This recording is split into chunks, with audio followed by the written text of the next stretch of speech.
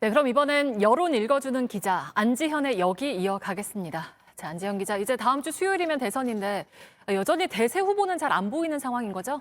맞습니다. 심지어 이 소수점마저도 똑같은 이 초접전 대선 양상이 펼쳐지고 있습니다. 어제 오늘 나온 4개의 여론조사 결과를 보시면요. 이 소수점까지 아예 갔거나요. 0.4%포인트 격차. 제일 큰 격차도 2.5%포인트 수준이었습니다. 말 그대로 초접전 양상인 겁니다. 네, 그러니까 뭐 오차 범위를 고려하면 지지율 차이가 거의 없다고 봐도 될 정도네요.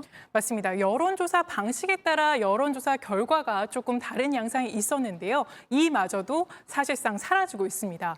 통상 ARS 방식은요, 이 정치에 관심이 높은 이른바 정치 고관여층 유권자들의 여론 중심으로 반영이 되고요.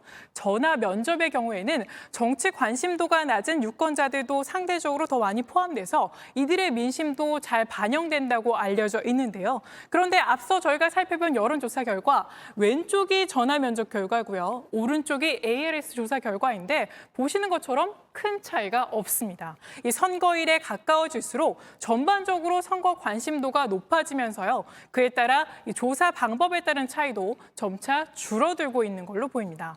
그런데 저희가 오차 범위 내지만 미세한 변화의 흐름도 한번 짚어보겠습니다.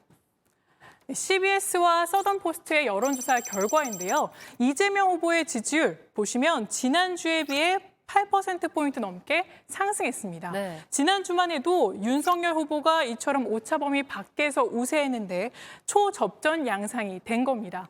이 야권 단일화가 무산된 여파가 그대로 반영된 걸로 보이고요. 특히 지역별 민심을 한번 살펴보면요.